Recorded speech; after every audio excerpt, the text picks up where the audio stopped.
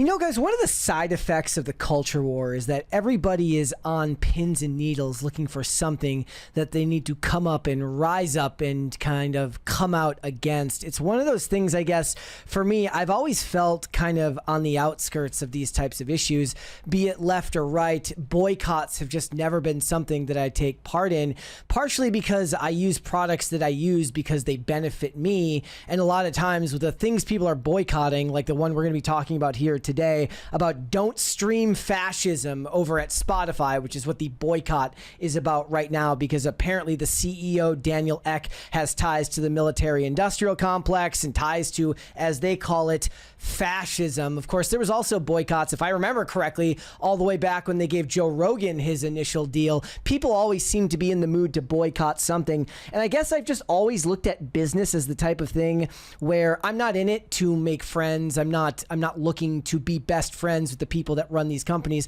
I'm not looking to make sure that everybody that works for these companies shares the exact same beliefs that I do. I'm looking to get a product in whatever it is that you're making. If you're making something that I enjoy using, I'm going to want to do business with you. It's one of the reasons that I don't boycott certain streaming services. I can't. Like, if you're making enough products that I want, or most of the time it's not even like shows that are new. If you've got a back catalog of enough stuff that I want to watch, that I don't feel like either putting reacquiring and then putting on like an MB server. If you're making something that I want to use, I'm going to do it. And I am not so politically radicalized that I feel the need to boycott products because their ideas don't line up with my sensibilities. And I understand that on both sides of the aisle there are plenty of people that disagree heavily with me about stuff like that. But this is an article from SF Gate. We're going to go through this a little bit. There's some other ties into it with some other boycotts that are going on. I thought it would be interesting to talk about it a little bit because it just seems like everybody's angry all the time. So it says, don't stream fashions. We are off to a fantastic start, guys. Don't stream fascism. No Kings organizers encourage Spotify boycott. The group is indivisible and they have encouraged subscribers to cancel their subscriptions over ICE ads. Yes, so it's not just about CEO Daniel Ek having ties to the military industrial complex through what's called Helsing, which is like a European defense contractor. He's heavily invested there. They also use AI. They have problems with that. And they're airing recruitment ads for ICE. So let's listen to this video because this lady breaks down what it is that they're protesting. So here we go. Spotify is now running ICE recruitment advertisements. So if the fact that they don't pay artists for their music or that they're run by a bunch of tyrannical billionaires wasn't enough for you to switch over and boycott Spotify. They consider every billionaire a tyrannical billionaire. They think every billionaire is unethical. It's one of the things that's actually become a product of discussion right now.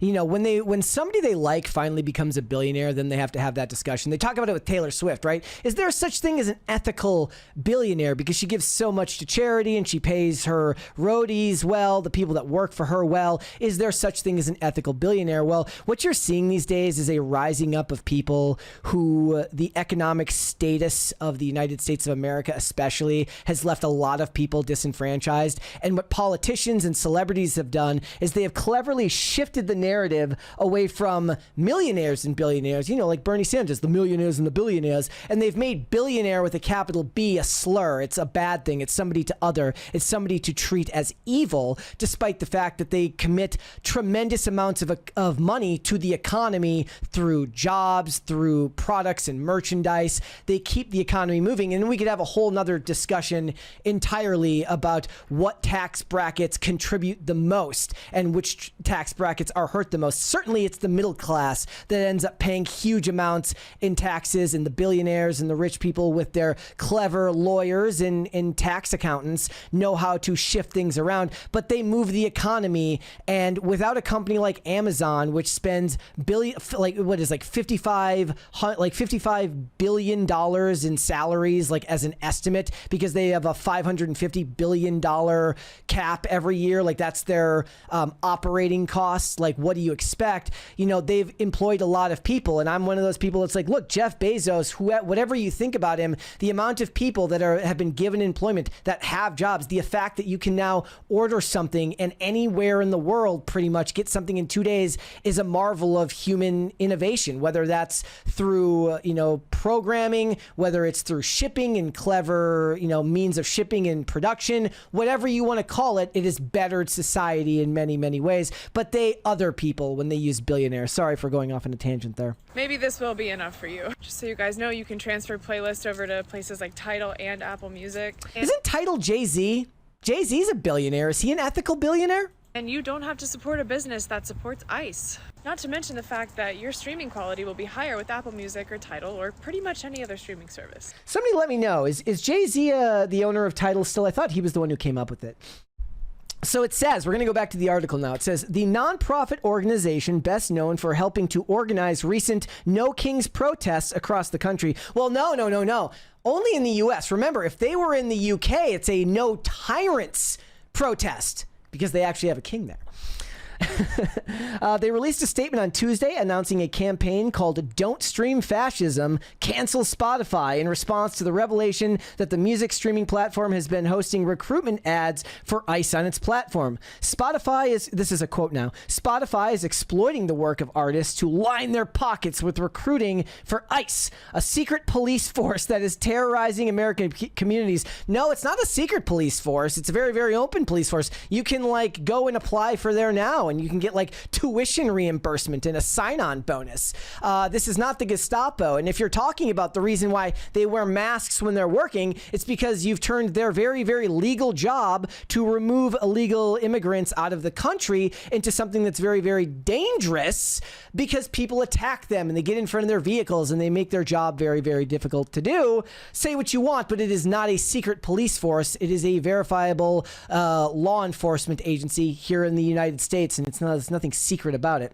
In response to the okay, so we're continue here. Spotify is actively amplifying the Trump regime's drive to authoritarianism. Again, they are removing illegal immigrants from the country. They are not removing people who came here legally. They're not removing U.S. citizens. Let's not even get into the Abrego Garcia stuff and the Maryland man thing. You can go through all of this stuff yourself. You guys know what I'm talking about. But the industry, industries like the music industry, the entertainment industry are going to run with this narrative no matter what you do. Said they reported that the ads in mid-October, noting that they promised signing bonuses of up to $50,000 as well as benefits like tuition reimbursement. In response to questions about the ads, Spotify told SFGate that the campaign did not violate its advertising standards and suggested listeners use thumbs down rating systems to keep ICE ads from reappearing on their feeds.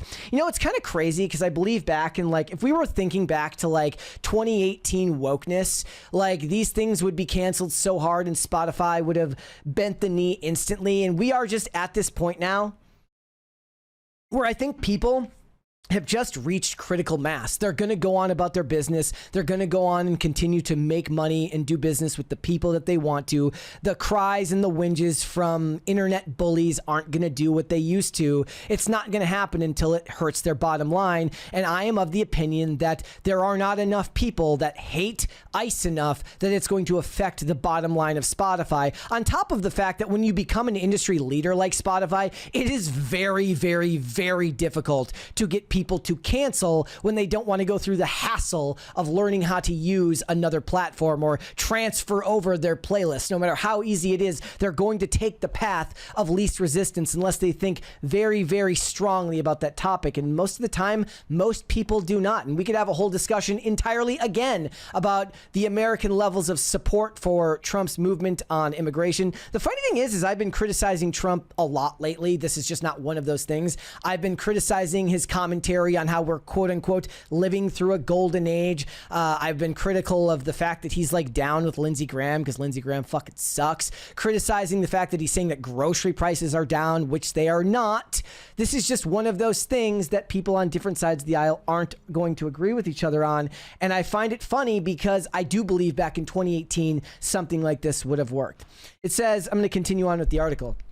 The ICE ads are the latest episode in a pattern of behavior that has led bands and artists to remove their music from the service. Controversial actions, including outgoing CEO Daniel Ek's involvement in the military-industrial complex, use of artificial intelligence-generated songs to pad playlists, and low royalty payments for the artists. The confluence of these issues inspired local music industry figures to organize a series of popular Death to Spotify events discussing the current streaming landscape. Yeah, I did see this article, I think I have this here, where band Massive Attack, very, very famous. You know, they did the theme song for House amongst many, many other things, but they removed their music from Spotify to protest the CEO's involvement in AI military.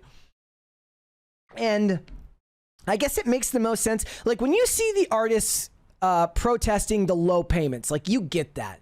You can understand that. I think the average person, they're not going to boycott because of that. You know, like remember when Taylor Swift pulled all her music off of Spotify? Like most people aren't going to boycott Spotify because you're not getting paid enough, even if it's real. I know plenty of actual musicians who talk about the ridiculous low payments for streams and stuff like that. That's a valid criticism. But as far as like something that energizes and rallies the general public, you're going to have a hard time with that because it's within your own industry that you have to make those changes. And the citizenry just isn't going to follow behind on that. But here's what it said about Massive Attack. Massive Attack has become the latest and first major label one to pull their catalog from Spotify in protest of founder Daniel Ek investing $600 million in the military AI company Helsing. In June, ex-venture capital firm Prima Materia led the defense tech firm's latest funding round. Helsing software uses AI technology to analyze sensor and weapons system data from battlefields to inform real-time military decisions. It also makes its own military drone, the HX-2. Ek is also chairman of Helsing. Yeah, it's weird. It's like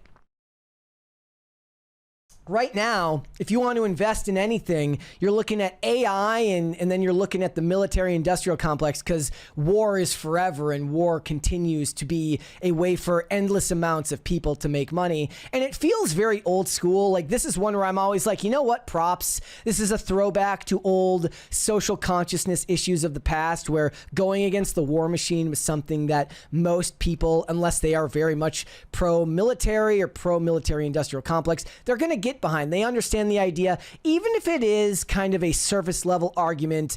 You know, you have to have a whole, if you want to have a whole discussion about protecting your own nation and borders and trade routes and stuff like that, you can have that discussion, but it's very much in the purview of the liberal artists' views to be anti-war and protest these things. Kumbaya, can't we all just get along? Like it's a throwback. It's nostalgic for me. Like I'm actually 100% on board because it makes me feel like I'm living back in the early 2000s.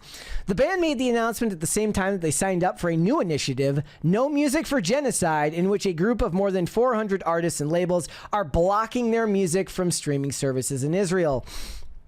That's interesting. You know, I guess if you want to punish the citizens of Israel for what the Israeli government is doing, that depends on whether all of those citizens are expected to be in line with what Benjamin Netanyahu is doing and down at the IDF. I guess since conscription is part of the, you know, their worldview there, it's likely to believe that many of the people agree, but not all. So you're harming the people that, you know, a smaller amount of people that live there in hopes that they will protest, I guess, their own government to make changes.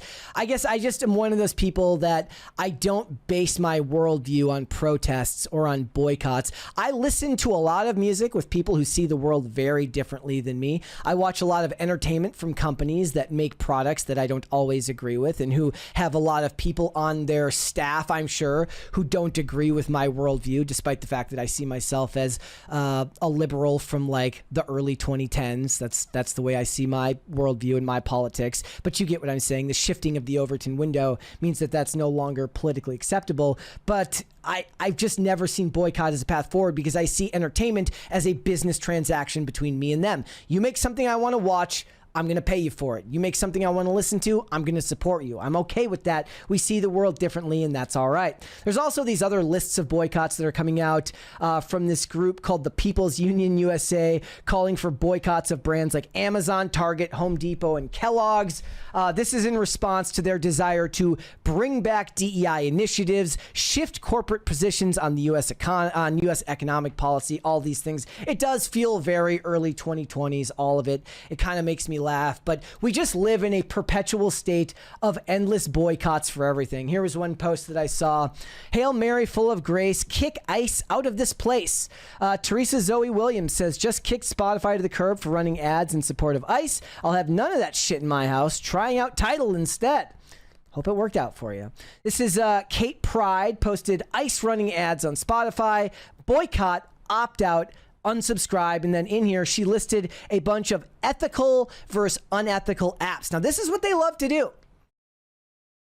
They want to talk about the ethical use of your money, the ethical use of billionaires. First of all, if we're talking platform specific, I believe that you are under no obligation to use your platform for any sort of good other than to make your life better for yourself and your family. I think if you want to help others, I think that's a beautiful thing. I think it's a good thing to do. But I despise the people that try to whinge and tell you that you must use your platform for good, because that type of those are the worst type of people, right? They're just going to exist to bother other people to do things the way they want. Nobody likes that type of nag at all.